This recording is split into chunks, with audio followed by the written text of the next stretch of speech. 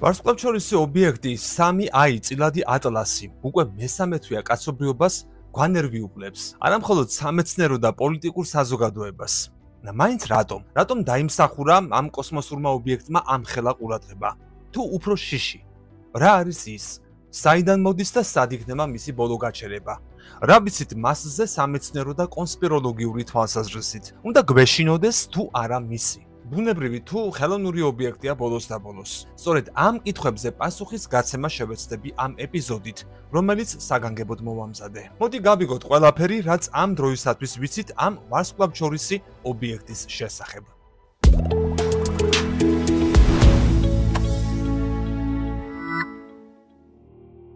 პლუტონის მიღმა მდუმარე უსასრულობაში რაღაც მოძრაობს. პატარა წერტილოვანი ნათება მიემართება ვარსკვლავთშორისი სიბნელის შიგნით. ის აშკარად აქედან არ არის. ასტრონომებმა ახლახან გააცნობიერეს, რომ ჩვენ გვყავს სტუმარი სხვა ვარსკვლავური სისტემიდან. მესამე ობიექტი, რომელიც ოდესმე აღმოუჩენიათ მას შემდეგ, რაც საიდუმლო ოუმუამუამ 2017 წელს მსოფლიოს შეძრა. 2025 წლის ნახევარში ჩილეში მდებარე ტელესკოპმა აღმოაჩინა ეს მისტიური ობიექტი, რომელიც უჩვეულო ტრაექტორიით მოძრაობს. თავდაპირველად ეს იყო უბრალოდ სუსტი წერტილის სისტემაში, რომელსაც ეწოდება Asteroid Terrestrial Impact Last Alert System, ანუ მოკლედ ატლასი, რომელიც კოსმიურ ცას სკანირებს რაიმე უჩვეულოს აღმოსაჩენად.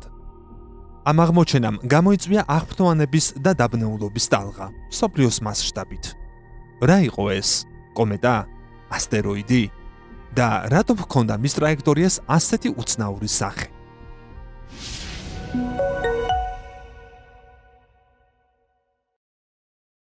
ობიექტი პირველად 2025 წლის 1 ივლისს შენიშნეს Atlas Survey ტელესკოპით რიო ჰერადოში, ჩილეში. თავდაპირველად მას მიანიჭეს იდუმალი აღნიშვნა A11 PL3Z. მან სწრაფად მიიქცია ყურადღება, რადგან მისი ორბიტა არ ემთხვეოდა არც ერთი ცნობილი ობიექტისას ჩვენს მზის სისტემაში. მეორე დღეს საერთაშორისო ასტრონომიულმა კავშირმა დაადასტურა ის, რაზეც ბევრს უკვე ჰქონდა ეჭვი. ეს იყო ვარსკვლავთშორისი ობიექტი, რიგით მესამე ისტორიაში. მას ოფიციალური აღნიშვნა მიანიჭა 3i წილადი ატლასი, სადაც i ნიშნავს ინტერსტელარს, ვარსკვლავთშორისს. წარმოიდგინეთ ეს. ქვისა და ყინულის ნაგლეჯი, რომელიც მოგზაურობს სხვა ვარსკვლავური სისტემიდან, ახლა კი გადის ჩვენს კოსმოსურ სამეზობლოში. ასტრონომებისათვის ეს იყო ევრიკას მომენტი, ანუ დიადი აღმოჩენა. მსოფლიო საზოგადოებაში კი ამან წამოაყენა მოუსვენარი კითხვა. უნდა გვეშინოდეს თუ არა ამ უცხო კომეტის? დამამშვიდებელი პასუხია, რომ არა. არაფერი საშიში არ არის. მეცნიერება თავიდანვე დაადგინეს, რომ 3i წილადი ატლასი დედამიწას პირდაპირ საფრთხეს არ უქმნის. მისი გზა მას უსაფრთხო დისტანციაზე შეინარჩუნებს. უახლოეს მომენტშიც კი ის 150 მილიონ მილზე უფრო შორს იქნება ჩვენგან, ანუ დაახლოებით 1.6 ასტრონომიული ერთეულით. ეს არის დედამიწიდან მზემდე მანძილზე 1.6 ჯერ მეტი. სინამდვილეში ეს სტუმარი მარსის ორბიტასაც კი არ ჩამოუვლის ახლოს. ლარი დენო, ერთ-ერთი მეცნიერი ატლასის პროექტიდან აღიარებს, რომ ჩვენ ძალიან ცოტა ვიცით ამ ობიექტის შესახებ. ექსპერტებისათვის არ ვიცით თქმა ერთდროულად თანამდებობასა და აღტაცებას ნიშნავს, რადგან ეს ნიშნავს, რომ ნამდვილად ახალი რამ არის აღმოჩენილი. აი, რა ვიცით ჩვენ? 3i წილადი ატლასის ზომა 12 კილომეტრამდეა სიგანეში, რაც მას გიგანტურ კოსმოსურ აისბერგად აქცევს. პირველად რომ შენიშნეს, ის მზიდან დაახლოებით 4.5 ასტრონომიულ ერთეულში იყო. დედამიწაზე 4 ნახევარჯერ შორს. ახლა კი ის მიქრის წარმოუდგენელი სიჩქარით დაახლოებით 40 კილომეტრი წამში. ეს ნიშნავს 140,000 მილზე მეტს საათში, მზის მიმართ. ჩვენი სისტემიდან არც ერთი ცნობილი კომეტა ასეთი სიჩქარით არ მოძრაობს. ასე რომ, ნათელია, რომ ეს რაღაც შორიდან არის ამოსული. პატარა პლანეტების ცენტრის ოფიციალურმა ცირკულარმა დააფიქსირა, რომ საქმე გვაქვს განსაკუთრებულ რამესთან. მათ მოხსენებაში ეწერა სავარაუდო კომეტური აქტივობა სუსტი კომითა და მოკლე კაშკაშა კუდით. სხვა სიტყვებით, ატლასი უბრალოდ მკვდარი ქვა არ არის. ის უკვე აჩვენებს სიცოცხლის ნიშნებს, როგორც კომეტა, რომელიც იღვიძებს მზის სითბოთი. არსებობს კომა, ბუნდოვანი აეროზოლის ღრუბელი, რომელიც გარს აკრავს ბირთვს და პატარა მტროვანი კუდიც. იგი იწყებს სუბლიმაციას, რაც ნიშნავს, რომ მისი გაყინული აირები თბება და პირდაპირ ორთქლად გადაიქცევა, ქმნის ნათელ კომას და ნაწილაკების ნაკვალებს მის უკან. ეს ყველაფერი დაფიქსირდა მაშინ, როცა ატლასი ჯერ კიდევ ძალიან შორს და სუსტად ჩანდა, დაახლოებით 18 სიმაგნიტუდის დონეზე, რაც ძალიან სუსტია დიდი ტელესკოპის გარეშე დასანახად. და მაინც, ის ფაქტი, რომ ჩვენ შევამჩნიეთ, აჩვენებს, რამდენად შორს წავიდა ასტრონომია. ეს მოითხოვდა გლობალურ თანამშრომლობას. მას შემდეგ, რაც ატლასმა ობიექტი დააფიქსირა, ჰავაისა და ავსტრალიის ტელესკოპებიც ჩართეს საქმეში, რათა გაეკონტროლებინათ და გაეთვალათ მისი გზა. მოყვარულმა ასტრონომებმა ძველი გამოსახულებებიც ამოქეკეს და იპოვეს პირველადი ფოტოებიც, რომლებიც 2025 წლის ივნისში მიღებულ მონაცემებში იმალებოდა. ეს ადრეული დაკვირვებები მათ დაეხმარათ ტრაექტორიის დაზუსტებასა და მისი ვარსკვლავთშორისი წარმოშობის დადასტურებაში. ასე რომ 2025 წლის ივლისისთვის გადაწყვეტილება მიღებული იყო. ვარსკვლავთშორისი კომეტა მოდიოდა, რიგით მესამე, რომელიც ოდესმე ადამიანის თვალს დაუნახავს. ბუნებრივია, შემდეგი კითხვა იყო, როგორ შეედარებოდა ეს კოსმოსური მოგზაურის ხვებს, მანამდე აღმოჩენილ ორს. 2017 წელს მსოფლიომ პირველად დაინახა ოუმუამუა, პირველი ობიექტი, რომელიც ჩვენს მზის სისტემაში სხვა ვარსკვლავიდან შემოვიდა. ის იყო უცნაური, სიგარასმაგვარი სხეული, რომელმაც ისე სწრაფად დატოვა ჩვენი მზის სისტემა, რომ მხოლოდ რამდენიმე კვირის განმავლობაში შევძელით დაკვირვება. შემდეგ, 2019-ში, ჩვენ ვიხილეთ მეორე სტუმარი, კომეტა 2I ბორისოვი. გრიგორი ბორისოვმა, მოყვარულმა ასტრონომმა, საკუთარი ტელესკოპით აღმოაჩინა იგი. ის უფრო მეტად გამდა ჩვეულებრივ კომეტას, ნათელი კომით, გრძელი კუდით. ეს იყო უფრო ადვილად გასაგები, უცხო, მაგრამ ნაცნობი. უბრალოდ მისი ტრაექტორია ავლენს მის ნამდვილ წარმოშობას. ის მოვიდა ვარსკვლავთშორის სივრციდან. ახლა კი გვაქვს 3I წილადი ატლასი. ეს ობიექტი, როგორც ჩანს, უფრო ახლოს არის კომეტების კლასიკურ ვერსიასთან, ყინულოვანი და კომით. ერთი სიტყვით, ნამდვილი ვარსკვლავთშორისი კომეტა. მაგრამ კომეტასა და ატლასს მაინც აქვთ განსხვავებები. ატლასი უფრო დიდია. პირველი შეფასებით ის დაახლოებით 9-12 კილომეტრის სიგანისაა, რაც ბევრად უფრო დიდია ვიდრე ოუმუამუა, რომელიც დაახლოებით 200 მეტრიანია. ბორისოვი კი დაახლოებით 1 კილომეტრის. ეს მას უდიდეს მიგნებად აქცევს, პირდაპირ სხვა ვარსკვლავური სისტემიდან. ასეთი ზომის კომეტა უზარმაზარი რაოდენობის ინფორმაციის მატარებელია მისი ქიმიური შემადგენლობის შესახებ. საიდან მოვიდა?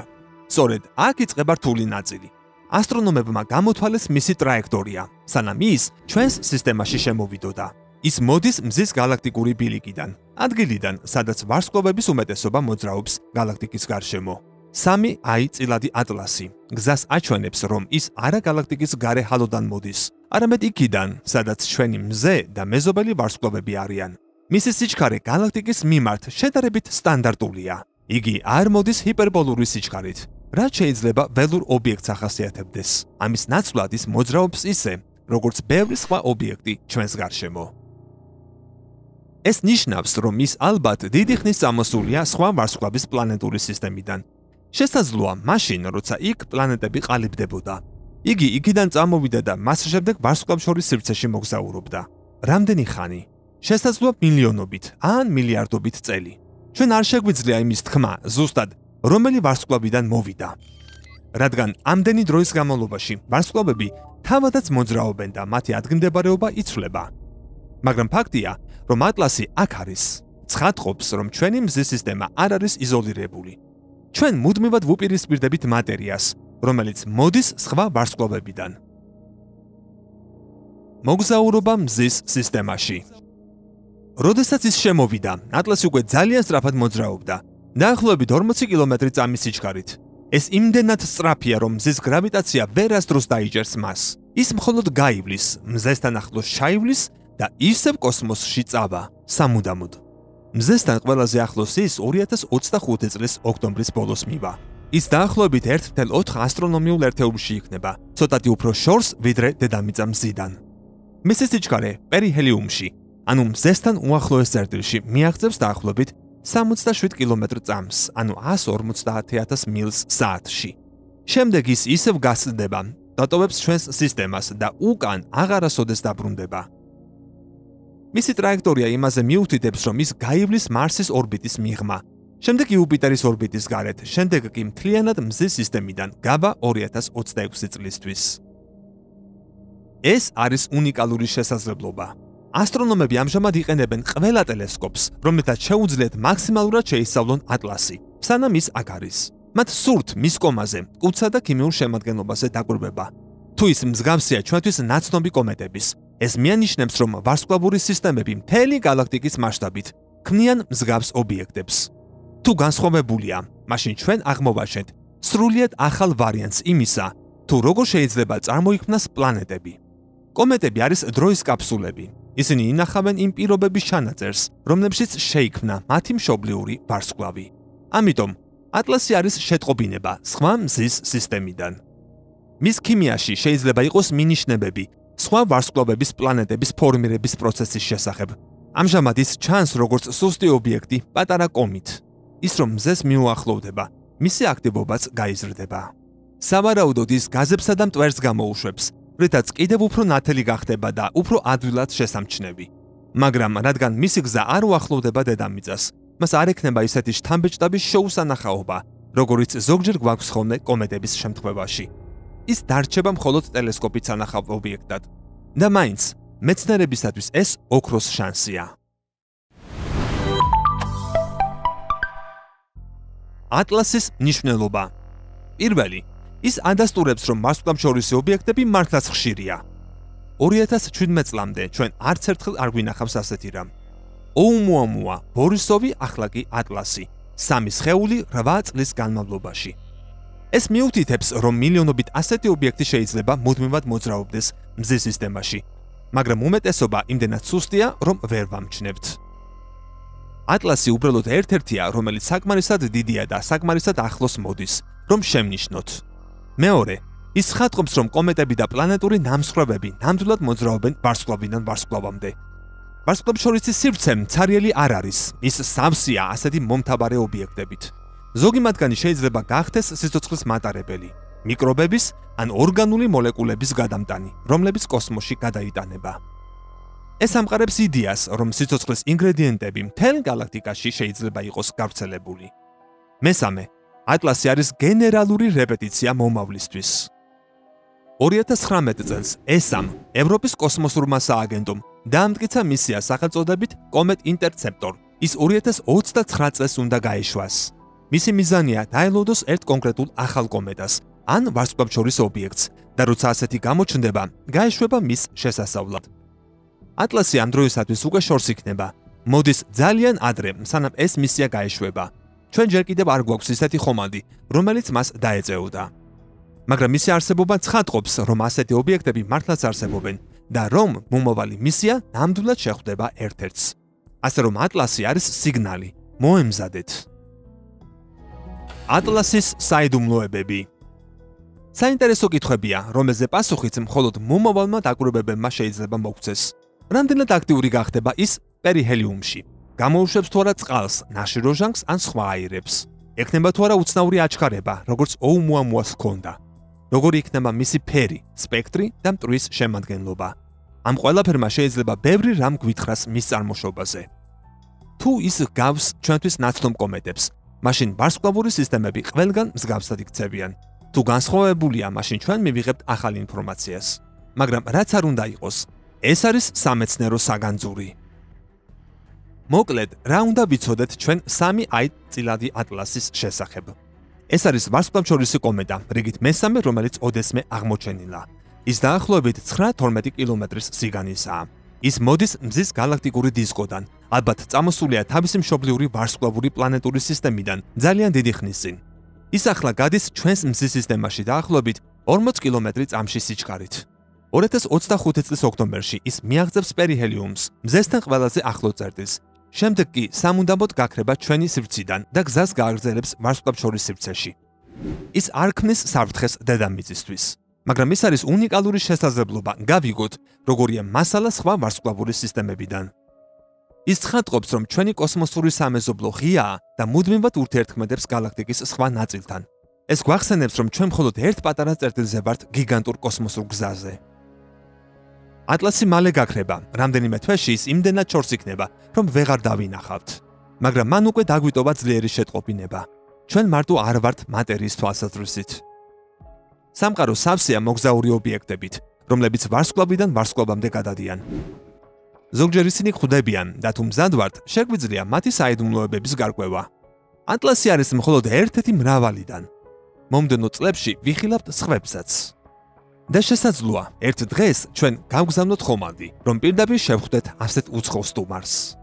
მაგრამ ახლა ჩვენ უბრალოდ შეგვიძლია მივაცხერდეთ ცას და აღვთოვანდეთ იმ საოცრებით, რომ სხვა მზის სისტემის მოგზაური სწორედ ახლა გადის ჩვენს წინ.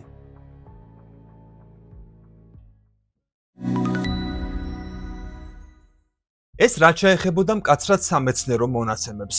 მოკლედ ვისაუბრებ კონსპირაციაზეც, რომლის თანახმად უფოლოგები და არა მხოლოდ ისინი, მეცნიერთა გარკვეული წრე თვლიან, რომ ეს არ არის ბუნებრივი ობიექტი. მისი ტრაექტორიის უცნაურობებიდან გამომდინარე. შეიძლება ის შექმნილი იყოს უცხო პლანეტური რასის მიერ, ანუ უცხო პლანეტელების ხომალდი. რატომ ფიქრობენ ისინი ასე? მოდი განვიხილოთ. როდესაც კოსმოსში რაღაცას ვხედავთ, პირველი ვარაუდი ის არის, რომ ეს ქვის ან ყინულის გროვაა, თუმცა 3i წილადი ატლასის უცნაური თვისებები ზოგიერთს იმაზე მიანიშნებს, რომ ეს შეიძლება სულ სხვა რამ იყოს.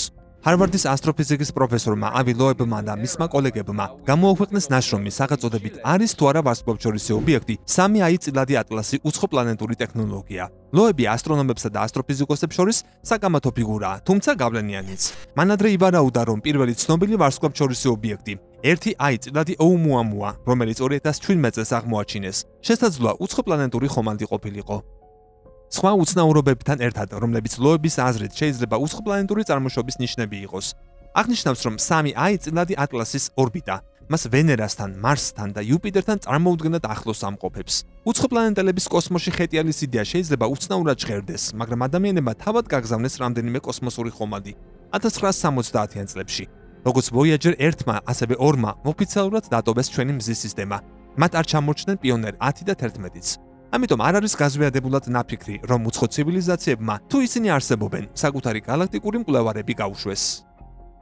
თუმცა ეს გვაიძულებს დამსვათ მნიშვნელოვანი კითხვა: პატარა ან დიდი, პირობითად მწვანე კაცუნების გამოჩენის გარეშე, რომლებიც მისალმების თათქმილად გამოჩნდებიან, როგორ გავიგოთ სინამდვილეში იყო თუ არა 3i წილადი ატლასი, ან ნებისმიერი სხვა ვარსკვლავთშორისი ობიექტი, უცხო პლანეტელების ზონდი.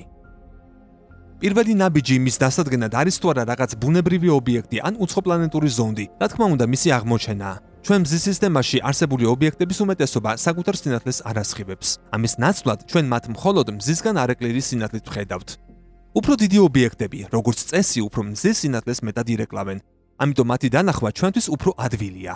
რასაც ჩვენ ვხედავთ როგორც წესი, უფრო დიდი კომეტები და ასტეროიდებია, განსაკუთრებით დედამიწიდან უფრო შორს მყოფები.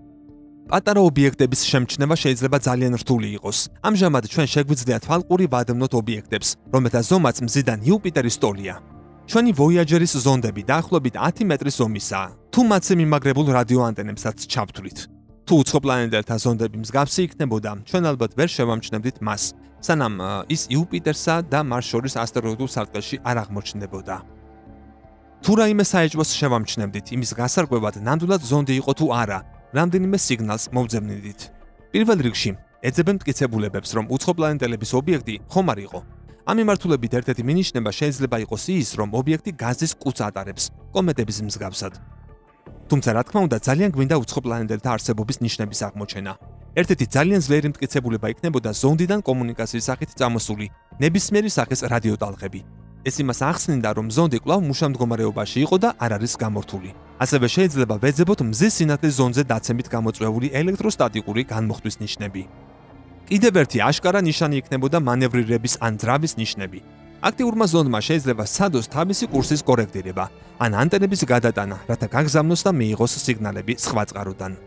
ნამდვილი დადასტურება კი იქნებოდა დედამიწასთან სტაბილური ორბიტით მიახლოება. დედამიწა მზის სისტემაში ნამდვილად ყველაზე საინტერესო ადგილია. ჩვენ გვაქვს წყალი, ჯანსაღი ატმოსფერო, ძლიერი მაგნიტური ველი და სიცოცხლე. გადაწყვეტილების მიღების ნებისმიერი უნარის მქონე ზონდს სავარაუდოდ მოუნდება ჩვენი საინტერესო პატარა პლანეტის შესახებ მონაცემების გამოკვლევა და შეგროვება. კაფეო ნიშნების გარეშე შეუძლებელია იმის გაგება, ვარსკვლავთშორისი ობიექტი ბუნებრივია თუ უცხო პლანეტელების მიერ შექმნილი.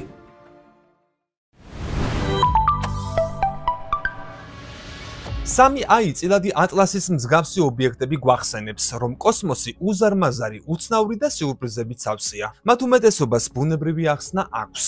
თუმცა ყველაზე უცნაური ობიექტები მეორედ გაცნობის ღირსია. ამ ეტაპზე 3i წილადი ატლასი სავარაუდოდ მხოლოდ უჩვეულოდ სწრაფი, ძველი და ყინულოვანი სტუმარია შორეული სისტემიდან. თუმცა ის ასევე საცდელ შემთხვევასაც წარმოადგენს.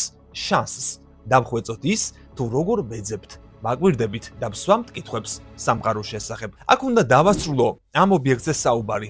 მეტიჯერ არაფერი ვიცით. მეცნიერები კი მის მოახლოებას დიდი ინტერესით ელიან, რათა დაკვირვება უფრო მკაფიო იყოს. მეტი მონაცემის მისაღებად. მოდი დაველოდოთ.